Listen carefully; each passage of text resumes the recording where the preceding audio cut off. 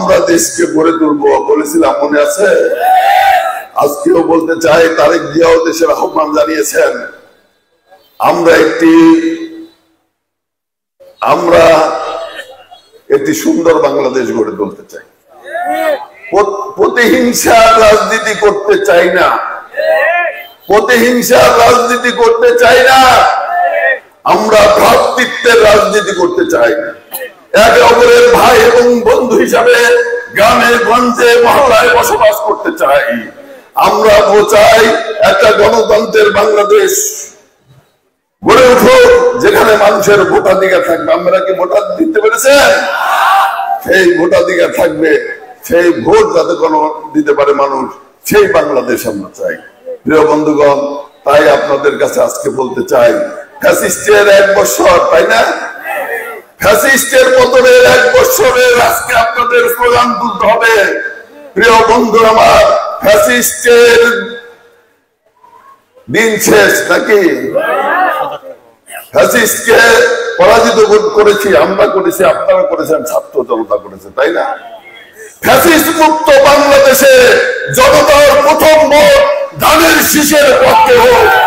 Fascist মুক্ত বাংলাদেশে কৃষক শ্রমিকের প্রথম ভোট ধানের শীষের পক্ষে হোক। ছাত্র জনতার প্রথম ভোট বাংলাদেশে ধানের শীষের পক্ষে হোক। এই স্লোগান দিয়ে আপনারা এখান থেকে বেরিয়ে যাবেন এবং আগামী নির্বাচন যে কোনো মূল্যের বিনিময়ে, এই দেশ কিন্তু নির্বাচন ছাড়া চলতে পারে না, পারবে? আজকে দেশের মধ্যে বিশৃঙ্খলা। আজকে আমি একটা কথা বলি, প্রশাসন শুনতে চায় না, এসপিডিসি বা ইউনো শুনতে চায় না, কিন্তু যখন একটা নির্বাচিত সরকার হবে, শুনবে কি শুনবে না? শুনতে বাধ্য হবে। কাজেই নির্বাচিত সরকারই একমাত্র এই দেশের সমস্যার সমাধান করতে পারে। তাই আমাদের প্রয়োজন একটি নির্বাচিত সরকার। সরকারের আমি অনুরোধ করব, সমস্ত চিন্তা বাদ দিয়ে একটি সুন্দর এবং গণতান্ত্রিক নির্বাচন, জনগণ যাতে ভোট দিতে পারে সেই রকম একটি নির্বাচন বাংলাদেশে করেন, দ্রুত করেন, এই আবেদন জানাবো। সঙ্গে সঙ্গে আবেদন জানাবো, নিহত পরিবারদেরকে সাহায্য করতে হবে। যারা আহত হয়েছে, চিকিৎসা করতে পারে না, তাদেরকে বিদেশে নিয়ে চিকিৎসা করতে হবে। কি ভাইরা আমার, সরকারের কাছে আবেদন জানাই, নিহত যারা হয়েছেন, আমাদের গোপালপুরে নিহত হয়েছেন, হয় না? গোপালপুরে কয়জন? 2 জন। গোপালপুর ভুয়াপুরে 4 জন লোক নিহত হয়েছে। মির্জাপুরের একজন লোক, একজন ছেলে যাত্রা বাড়িতে নিহত হয়েছে।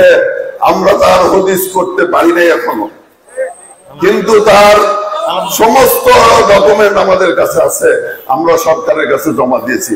আর আলমনগর একজনের গুম হয়েছে, নিয়ে গিয়ে প্রকাশ্যে গুলি করে হত্যা করে বস্তার মধ্যে ফেলে নিয়ে নদীর মধ্যে ফেলে দিয়েছে। সেকে আলমনগর হৃদয়, তারও শীতল প্রাণ দিয়েছে গোপালপুরে। আরো অনেকেই আহত হয়ে পড়ে আছে। বন্ধুরা আমার, হাসপাতাল আছে, অনেকের চেক নাই গোপালপুরে। আমার গ্রামের এই 2 জন আছে। প্রিয় বন্ধুরা আমার, তাদের আত্মত্যাগ কি আমরা মিথ্যা যেতে দেব? তাহলে কি করতে হবে? দলের মধ্যে শৃঙ্খলা ফিরিয়ে আনতে হবে। যে জাতির শৃঙ্খলা নাই, সে জাতি উন্নতি করতে পারে না। যে দলের মধ্যে শৃঙ্খলা নাই, সে দলের উন্নতি করতে পারে না। যে দল সন্তান বাপকে মানে না, যে সন্তান বাপকে মানে না, সেই মানুষ কোনোদিন উন্নতি করতে পারে না। আমি অনেক জায়গায় শুনি, আমাদের ছেলেপেলেরা মুরব্বীদের সম্মান করে না। মুরব্বীদের সামনে ছেলেরা চেয়ারে বসে থাকে, মুরব্বীরা দাঁড়িয়ে থাকে। এই অবস্থা আজকে বিশৃঙ্খল অবস্থা সৃষ্টি হয়েছে। কি হয় নাই? এটা বন্ধ করতে হবে, শৃঙ্খলা ফিরিয়ে আনতে হবে। এই যে আজকে এই মিটিং এ যারা এখানে উপস্থিত আছেন, তাদের তো থাকার কথা না। এখানে তারা বিএনপির সভাপতি সম্পাদকদের থাকার কথা, তারা মিছিল নিয়ে আসছে, পরিশ্রম করছে। কি কম, প্রত্যেক দলের অঙ্গ সংগঠনের একজন করে থাকতে পারে। আর যারা আছেন, কিভাবে আছেন? এই বিশৃঙ্খল অবস্থা দলের মধ্যে চলতে পারে না, চলতে দেওয়া হবে। আমি পরিষ্কার একটা ঘোষণা দিয়ে গেলাম আজকে। আর একটি কথা বলতে চাই, আমি বলছিলাম আওয়ামী লীগ যা করেছে আমরা তা করব না। আমি কারো বিরুদ্ধে বলতে চাই না, আমি বলেছি বলতে হিংসা রাজনীতি করি না, বিরুদ্ধে বলবো না। শেখ হাসিনা এমপি বানিয়েছিলেন আব্দুর রাজ্জাক ভোলারে, সে একজন শিক্ষিত লোক, তাই না? সে এলাকার উন্নয়ন করছে কি করে নাই? আর না হলেও শিক্ষার উন্নয়নটা করেছেন। ঘাটাইলেও এমপি বানিয়েছিলেন একজন ডক্টরের, সে সেই এলাকার উন্নয়ন করেছেন, কিছু না কিছু করেছেন, যার কারণে আপনারা সবাই যে মধুপুর এবং ঘাটাইলে বাড়ি করেন না? অনেকেই করে না? আমার এলাকায় কি করেছেন? শেখ হাসিনা একজন সন্ত্রাসী এখানে বানাইছিলেন, যার কারণে এই এলাকায় মানুষ 15 বছর মদের ব্যবসা শুরু করেছে। বাবা হিরোইনের ব্যবসায় গোপালপুর বাজার বিভিন্ন জায়গায় ছেয়ে গিয়েছে, ঠিক না? আমি আপনাদের মাধ্যমে আমি বলতে চাই এইগুলো বন্ধ করতে হবে। হবে কি হবে না? আপনারা রুখে হবে, এগুলো বন্ধ করতে হবে। এই ফ্যান্সিডিল হিরোইন আর বাংলাদেশে চলবে না, গোপালপুর ভবনেও চলবে না। 2 নম্বর, কোন প্রকার দুর্নীতি চলবে না, একদিনে বাড়া যাবে না, আস্তে আস্তে সমস্ত দুর্নীতি বন্ধ করতে হবে। এই যে রেজিস্ট্রি অফিসে মানুষ আছে, দলিল করবার পারে না, 15,000 20,000 টাকা ঘুষ দেওয়া লাগে না ভাইরা আমার? এগুলো বন্ধ করতে হবে। এইগুলা বাংলাদেশ জাতীয়তাবাদী দল হতে দিবে না। প্রিয় বন্ধুরা আমার, আরেকটি কথা বলতে চাই, কয় টাকা আমার কামাই করেন, চাঁদাবাজি করেন যারা, কয় টাকা কামাই করেন? এই টাকা ধরা দেয় না, আওয়ামী লীগ পলায় গেছে। আপনারাও কিন্তু সুখে থাকতে পারবেন না। বিএনপি থাকুক আর যে দলই ক্ষমতায় থাকুক, এই দেশে কোনো চাঁদাবাজদের স্থান হবে না।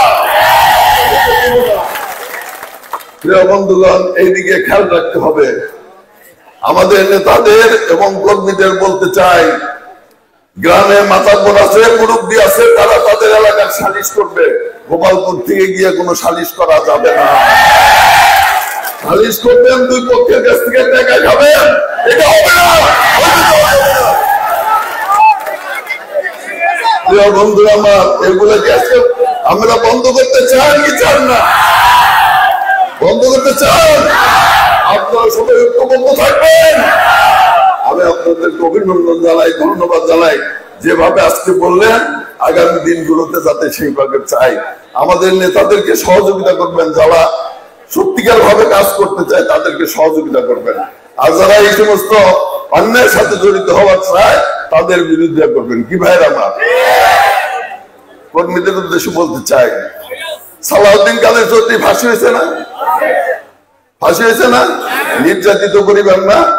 তার ভাই গিয়াস কাদের চৌধুরী বাংলাদেশ জাতীয়তাবাদী দলের ভাইস চেয়ারম্যান, জানেন? ভাইস চেয়ারম্যান চট্টগ্রামে একটা মারামারি হয়েছে, তার ইন্ধন আছে, এটা প্রমাণ পাওয়া গেছে। সঙ্গে সঙ্গে সেই ভাইস চেয়ারম্যানকে একজন নির্যাতিত পরিবার, নিষ্পেষিত পরিবার, সেই ভাইস চেয়ারম্যানকে গিয়াস কাদের চৌধুরী একটা নিশ্চিত এমপি, ওই সিটের থেকে স্বতন্ত্র দাঁড়াইলে হবে, কোন দিকে না তাকিয়ে তারেক রহমান তারকে বহিষ্কার করেছে। কোন খবর নাই। তারেক রহমান দেশকে শক্ত হাতে শাসন করতে চায়, শক্ত হাতে দেশকে পরিচালিত করতে চায়, যাতে এই বাংলাদেশ বিএনপির নেতৃত্বে একটি সুজলা সুফলা শস্য শ্যামলার বাংলা গড়ে উঠে, যে বাংলার মায়ের ডাকে সারা বিশ্বের সমস্ত মানুষকে প্রদানত করে বাংলাদেশের পতাকা সারা বিশ্ব উন্নয়ন হবে, সেই রকম বাংলাদেশ করতে চায় আমাদের তারেক রহমান সাহেব। আপনারা কি এই তারেক রহমান সাহেব থাকবেন? এইভাবে আমাদের দলকে, জাতিকে, এলাকার মানুষকে সংগঠিত করতে হবে। তারপরে আছে বুদ্ধি তো আমাদের আছে, 17 বছর অন্যায় করেছে, আমরা শিখাইছে না? কিছু মানুষ তো এটা শিখছে, শিখে নাই? তাদেরকে সংশোধন করতে হবে। তাদেরকে বলি সংশোধন হয়ে যান। আল্লাহ কি তওবা করলে ক্ষমা করেন না? কাজেই আপনারাও সংশোধন হয়ে যান যদি কারো মধ্যে ভুল ত্রুটি থাকে। আজকে আসতেছিলাম, মনে করতেছিলাম হায় রে হায়, কয়দিন পরে ফাঁসি হইতো, সেই সালাম গাড়িতে ছেড়ে গোপাল করতে। আল্লাহ কি রহমত, আল্লাহ কি না করতে পারেন। আর কালকে একটা পত্রিকায় দেখলেন না, একটা মহিলা মৃত্যুবরণ করেছে, জানাজা হয়েছে, কবরের নিচে বাঁশ দিতেছে, তখন সে জেগে উঠছে। বাঁশ বিছাইতেছে, অর্ধেক বিছানো হয়ে গেছে, তখন সে জেগে উঠছে। এটা কি আল্লাহ রহমত? আল্লাহ কি না করতে পারে? আল্লাহ সব করতে পারে। কাজেই পরম করুণাময় আল্লাহ তাআলার সাথে উপরে বিশ্বাস রাখবেন। আমি আপনাদের কাছে একটা কথা বলতে চাই, এমপি ছিলাম, মন্ত্রী ছিলাম, একবার না 3 বার ছিলাম। আমার টাঙ্গাইল, গোপালপুর, বাংলাদেশের কোন জায়গায় বাড়ি ঘর নাই, কোনদিন টাকার লোভ করি নাই, চাকরি দিয়ে কোনদিন টাকা নেই নাই, কার কাছ থেকে দিলীপের মাল বিক্রি করে টাকা নেই নাই, কোনদিন টিয়ারের কাবি খাওয়ার টাকা নেই নাই। প্রিয় বন্ধুগণ, এখন মৃত্যুর সামনে, আমার মৃত্যু দিন আস্তে আস্তে আসছে, তাই না? যে কোনোদিন আল্লাহ ফিরিয়ে নিতে পারে। মৃত্যুর মুখের থেকে, বাঘের মুখের থেকে পরম করুণাময় আল্লাহ তাআলা ফিরিয়ে এনেছেন। আমার কাছে আর চাওয়া পাওয়ার নাই। আমি যা করতে চাই এই এলাকার না, বাংলাদেশের মানুষের মঙ্গলের জন্য কাজ করতে চাই, আপনাদের মঙ্গলের জন্য কাজ করতে চাই। আমি স্বপ্ন দেখি একটি সুন্দর গোপালপুর ভরপুর গড়ে তুলবো। টাঙ্গাইলের মধ্যে সবচেয়ে শ্রেষ্ঠ থানা হিসাবে গোপালপুর ভরপুর গড়ে উঠবে। বাংলাদেশের মধ্যে আমাদের থানা একটি সুন্দর উজ্জ্বল নক্ষত্র হিসাবে গড়ে উঠবে। এইরকম গোপালপুর করতে হবে, তার জন্য আপনাদের ঐক্যবদ্ধ করতে হবে। কি ভালো রাজি আছেন আপনারা?